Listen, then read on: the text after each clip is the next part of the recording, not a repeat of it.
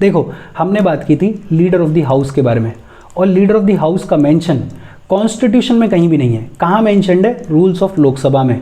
और बड़ा सिंपली ये कहा गया है कि अगर प्राइम मिनिस्टर लोकसभा के मेंबर हैं फिर तो prime minister he leader of the house हैं, लेकिन अगर प्राइम मिनिस्टर लोकसभा के मेंबर नहीं है तो प्राइम मिनिस्टर लोकसभा के किसी ऐसे मेंबर को जो कि मिनिस्टर है उसको नॉमिनेट करेंगे और उसको बोलेंगे कि आप लोकसभा के लीडर ऑफ द हाउस की तरह से फंक्शन करें। यूएसए में लीडर ऑफ द हाउस को क्या बुलाया जाता है? Majority leader. इसके बाद अपन ने बात की थी लीडर ऑफ द अपोजिशन के बारे में, और लीडर ऑफ द अपोजिशन का भी मेंशन कॉन्स्टिट्यूशन में कहीं नहीं है, लेकिन लोकसभा और राज्यसभा दोनों के लीडर ऑफ द अपोजिशन को स्टैट्यूटरी रिकॉग्निशन मिला हुआ है, मतलब पार्लियामेंट के एक्ट के थ्रू इनको रिकॉग्नाइज किया गया है। और वो पार्लियामेंट का एक्ट कौन सा है? Salary and allowances of leader of opposition in parliament act 1977, और इस एक्ट के through leader of the opposition को रिकॉग्निशन मिला हुआ है। इस एक्ट में कई सारी बातें, एक बात ये भी है कि ये जो लीडर ऑफ द अपोजिशन है इनको सैलरी, इनको अलाउंसेस, इनको अदर फैसिलिटीज़ सेम वही मिलेंगी जो एक कैबिनेट मिनिस्टर को मिलती हैं। लीडर ऑफ द अपोजिशन को यूएसए में बुलाया जाता है minority leader. Leader of the opposition पर एक बड़ी इंटरेस्टिंग डिबेट देखी थी अपन ने। 1977 का एक्ट तो बड़ा सिंपली ये कहता है कि अपोजिशन में बैठी हुई पार्टीज में से जिस भी पार्टी के पास में सबसे ज़्यादा न्यूमेरिकल स्ट्रेंथ है उसके लीडर को लीडर ऑफ द अपोजिशन बना दिया जाए। लेकिन चेयरमैन और स्पीकर के जो डायरेक्टिव्स हैं उनके अकॉर्डिंग किसी पॉलिटिकल पार्टी को लोकसभा में, राज्यसभा में पॉलिटिकल पार्टी का रिकॉग्निशन देने के लिए भी कम से कम उसके पास में 1/10 of the total strength of house के बराबर सीट्स होनी चाहिए। मतलब लोकसभा में कम से कम 55 सीट्स होनी चाहिए अगर आपको लोकसभा में पॉलिटिकल पार्टी का रिकॉग्निशन चाहिए तो, और राज्यसभा में कम से कम आपके पास में 25 सीट्स होनी चाहिए राज्यसभा में अगर आपको पॉलिटिकल पार्टी का रिकॉग्निशन चाहिए तो। अब कोई पार्टी देश में पॉलिटिकल पार्टी बनी घूम रही है और लोकसभा में आई उसकी कुल 10 सीट, तो उसको लोकसभा में पॉलिटिकल पार्टी का रिकॉग्निशन नहीं मिलना चाहिए। ऐसे डायरेक्टिव्स चेयरमैन या स्पीकर ऑफ लोकसभा ने इश्यू किए हुए हैं over the period of time, और इसी चीज़ पर डिबेट चलती अपन ने देखी थी। इसके अलावा अपन ने बात की थी विप्स के बारे में, और विप्स के लिए जो इंपॉर्टेंट बात है कि कॉन्स्टिट्यूशन में कहीं मेंशन नहीं है, ये रूल्स ऑफ हाउस में कहीं मेंशन नहीं है, पार्लियामेंट्री कन्वेंशन है, चलन चला रहा है, और हर एक पॉलिटिकल पार्टी अपने विप को अपॉइंट करती है। विप के कुछ काम होते हैं जो अपन ने देखे थे। विप पॉलिटिकल पार्टी के मेंबर्स को जो भी डायरेक्शन या जो भी डायरेक्टिव इश्यू करता है उस डायरेक्टिव को मानना पड़ता है, अदरवाइज उस पॉलिटिकल पार्टी के मेंबर को जिसने उसके डायरेक्टिव को नहीं माना है उसको 10th शेड्यूल के अंडर डिफेक्शन के ग्राउंड्स के अंडर डिस्क्वालीफाई कर दिया जाएगा। ये बेसिक बातचीत अपन ने इससे पिछले वाले सेशन में की थी। आगे बढ़ने से पहले प्लीज़ लाइक द वीडियो और चैनल को सब्सक्राइब कर लो अगर नहीं किया हुआ है तो। समनिंग, पार्लियामेंट का सेशन कौन बुलाता है, पार्लियामेंट का सेशन कौन समन करता है? बड़ा सिंपल आंसर है president. President summons the session of parliament, और पार्लियामेंट के 2 सेशंस के बीच में मैक्सिमम गैप 6 महीने से ज़्यादा का नहीं हो सकता है। कौन समन करता है? प्रेसिडेंट करते हैं, और विद इन 6 मंथ्स पार्लियामेंट का सेशन बुलाना ही बुलाना पड़ेगा, which means the parliament should meet at least twice a year. कम से कम साल में 2 बार पार्लियामेंट को मिलना ही मिलना पड़ेगा। समन कौन करता है? सेशन प्रेसिडेंट करते हैं। 2 सेशंस के बीच में मैक्सिमम गैप 6 महीने से ज़्यादा का नहीं हो सकता, लेकिन यूजुअली हमारा जो पार्लियामेंट है उसके 3 सेशंस होते हैं। एक सेशन होता है बजट सेशन, सबसे इंपॉर्टेंट सेशन और सबसे लंबा सेशन। बजट पेश किया जाता है, खूब इंटेंसिव डिस्कशन होता है, फरवरी से लेकर मई तक के बीच में यूजुअली चलता है। दूसरा होता है मॉनसून सेशन, चलता है जुलाई से सितंबर के बीच में। बजट सेशन के कंपैरिजन में छोटा सेशन होता है, पॉलिसी मेकिंग से रिलेटेड, देश से रिलेटेड, लोगों से रिलेटेड जो इंपॉर्टेंट मैटर्स होते हैं वो डिस्कस किए जाते हैं। और सबसे छोटा सेशन होता है विंटर सेशन, नवंबर से लेकर दिसंबर तक चलता है। सेशन होता क्या है? Period between first sitting of the house and it's prorogation. पहली सिटिंग जब सेशन समन किया गया तो उस सेशन की जो पहली सिटिंग है और उस सेशन की जो लास्ट सिटिंग है, ये जो पीरियड है इसको अपन क्या बोलते हैं? Session. For example budget session है, फरवरी में बुलाया गया और मई तक ये सेशन चला, ये जो टाइम पीरियड है इसको बोल देते हैं एक सेशन। और रिसेस क्या होता है? Period between prorogation and it's reassembly. ये जो सेशन है ये यहाँ पे खत्म हो गया, अब दोबारा इसको बुलाया जाएगा 2-4 महीने के बाद में, तो ये जो पीरियड है इसको बोल देते हैं रिसेस। मतलब एक तरीके से जो छुट्टी का टाइम पीरियड है उसको क्या बोल देते हैं अपन? रिसेस। समनिंग कौन समन करता है? प्रेसिडेंट करते हैं। मैक्सिमम गैप 6 महीने से ज़्यादा का नहीं हो सकता, मतलब पार्लियामेंट को कम से कम साल में 2 बार तो मिलना ही चाहिए। लेकिन हमारा जो पार्लियामेंट है वो यूजुअली 3 सेशंस के लिए मिलता है। कौन कौन से? बजट सेशन, मॉनसून सेशन और विंटर सेशन। दूसरा टर्म है एडजर्नमेंट। सबसे पहली बात तो ये कि हर एक सेशन में पार्लियामेंट की कई सारी मीटिंग्स होती हैं। जैसे बजट का सेशन है, फरवरी से लेकर मई तक चलता है। इस सेशन में पार्लियामेंट की कई सारी मीटिंग्स होती हैं। यूजुअली एक दिन में 2 शिफ्ट चलती हैं।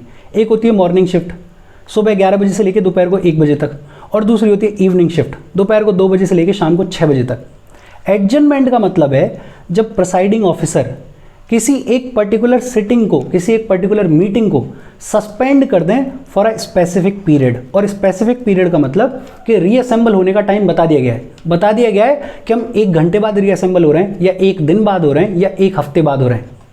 जब सिटिंग को सस्पेंड किया जाए फॉर अ स्पेसिफिक पीरियड, उसको बोलते हैं एडजर्नमेंट। और कौन करता है ये? प्रिसाइडिंग ऑफिसर करते हैं। यूजुअली आपने टीवी पे देखा होगा, लोकसभा में, राज्यसभा में कभी कभी इतना हंगामा हो जाता है कि प्रिसाइडिंग ऑफिसर खड़े होते हैं और बोलते हैं कि हाउस इज एडजर्न्ड, और टाइम बता देते हैं कि दोबारा हम कब मिल रहे हैं।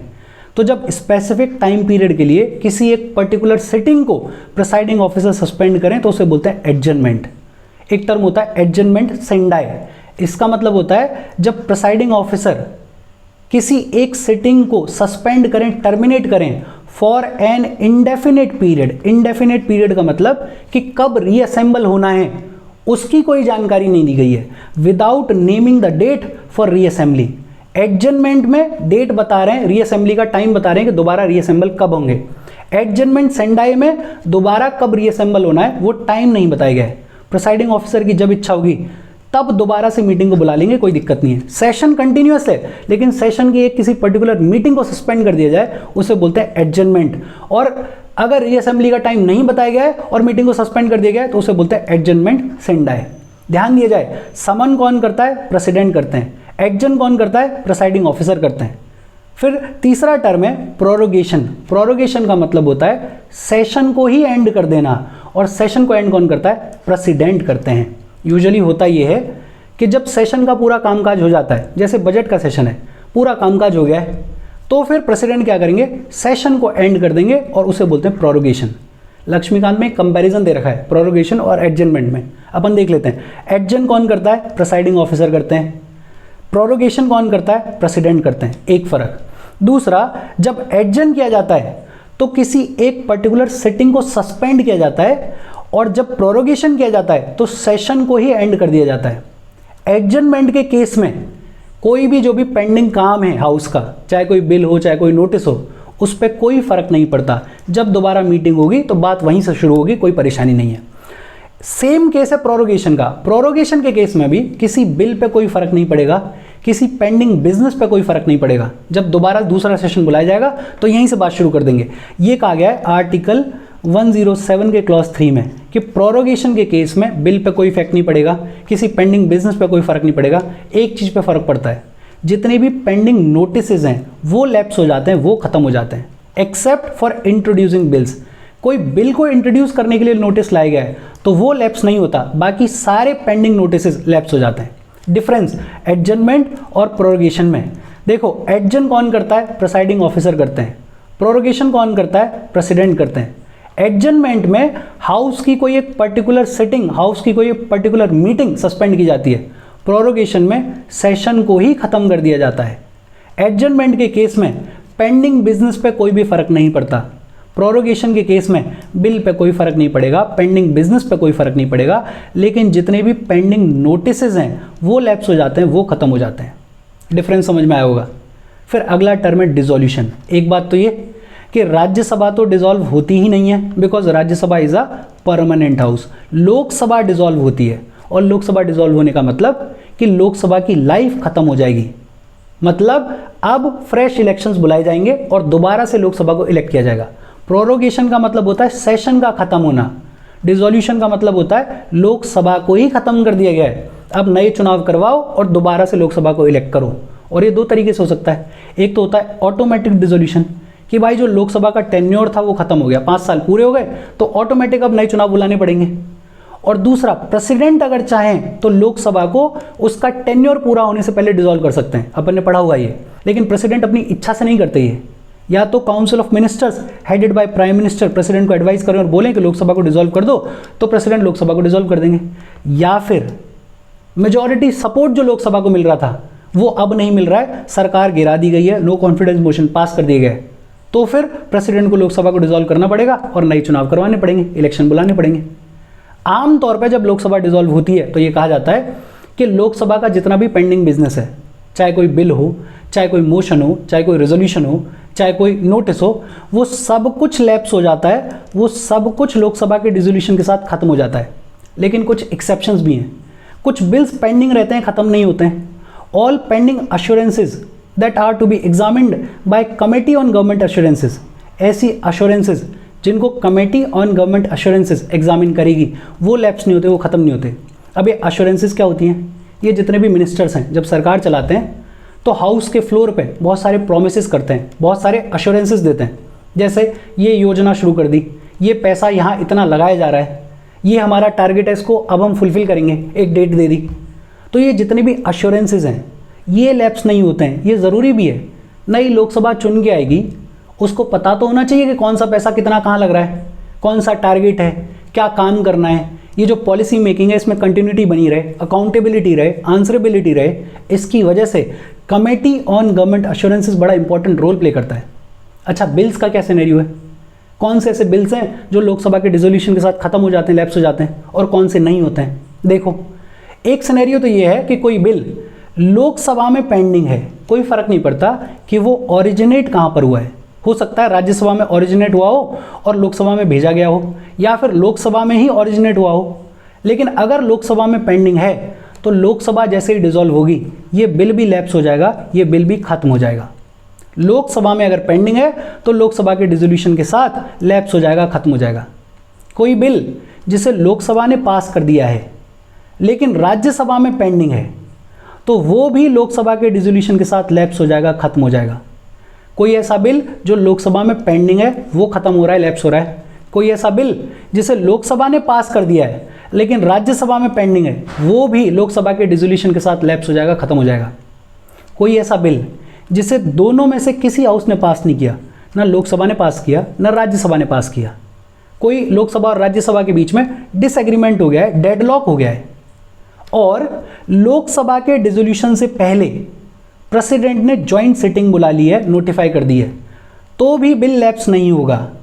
और ये सुन के ही समझ में आ रहा होगा कि कोई ऐसा बिल है जिस पर लोकसभा और राज्यसभा में सहमति नहीं है और प्रेसिडेंट ने लोकसभा के डिसॉल्व होने से पहले ही ज्वाइंट सिटिंग को नोटिफाई कर दिया था, तो बिल लैप्स नहीं होगा। और यहाँ बड़ा सिंपल केस है कि ये सिर्फ ऑर्डिनरी बिल के केस में हो सकता है, बिकॉज आगे चलते हुए अपन पढ़ेंगे मनी बिल के केस में ज्वाइंट सिटिंग बुलाई नहीं जा सकती, कॉन्स्टिट्यूशनल अमेंडमेंट एक्ट या कॉन्स्टिट्यूशनल अमेंडमेंट बिल के केस में भी ज्वाइंट सिटिंग नहीं बुलाई जा सकती। ज्वाइंट सिटिंग बुलाई जा सकती है सिर्फ ऑर्डिनरी बिल्स के केसेस में। तो कोई ऐसा ऑर्डिनरी बिल जिस पर लोकसभा राज्यसभा दोनों की सहमति नहीं बन रही है, डेडलॉक हो गया है, और उसको सॉल्व करने के लिए प्रेसिडेंट ने लोकसभा के डिसॉल्व होने से पहले ही ज्वाइंट सिटिंग को नोटिफाई कर दिया था, तो ये बिल लैप्स नहीं होगा, ये बिल खत्म नहीं होगा। और यूजुअली होता ये है कि ज्वाइंट सिटिंग में लोकसभा की बात मान ली जाती है, बिकॉज लोकसभा का नंबर ज़्यादा है राज्यसभा के कंपैरिजन में। लेकिन हाँ, अगर ज्वाइंट सिटिंग नोटिफाई कर दी गई है तो बिल लैप्स नहीं होगा। कोई भी ऐसा बिल जिसे लोकसभा ने पास नहीं किया और राज्यसभा में पेंडिंग है तो वो भी लैप्स नहीं होता। मतलब वो तो एक तरीके से फ्रेश बिल है कि लोकसभा तक तो पहुंचा ही नहीं है, पास नहीं किया है, और राज्यसभा में पेंडिंग है। कोई भी ऐसा बिल जिसे लोकसभा ने पास कर दिया है और राज्यसभा ने भी पास कर दिया है लेकिन प्रेसिडेंट की एसेंट अभी तक नहीं मिली है, तो वो भी लैप्स नहीं होगा, वो भी खत्म नहीं होगा, वो भी ऐसे ही बना रहेगा।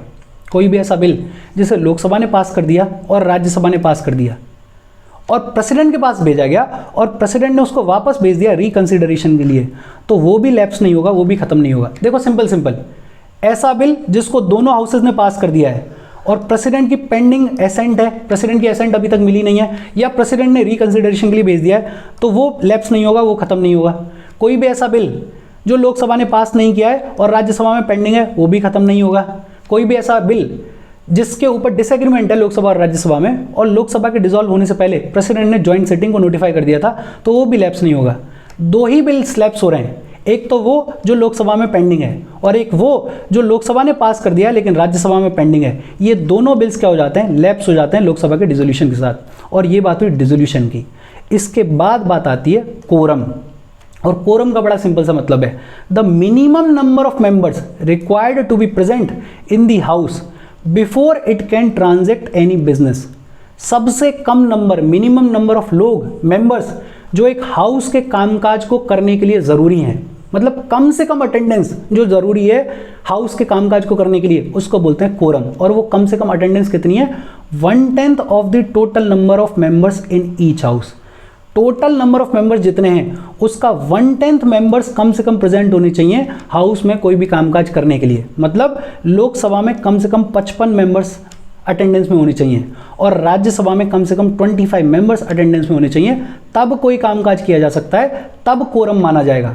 और अगर लोकसभा में 55 से कम और राज्यसभा में 25 से कम, मतलब कोरम अगर नहीं है, तो प्रिसाइडिंग ऑफिसर या तो हाउस को एडजर्न कर देगा, ये बोल देगा कि भाई हम दोबारा मिलेंगे 1 घंटे बाद या 1 दिन बाद, या फिर सस्पेंड कर देगा हाउस को अंटिल कोरम, कि सस्पेंड कर देगा कि चलो सुबह वाली मीटिंग में इनफ लोग नहीं आए, अपन इवनिंग में मिलेंगे, हो सकता है तब तक कोरम हो जाए।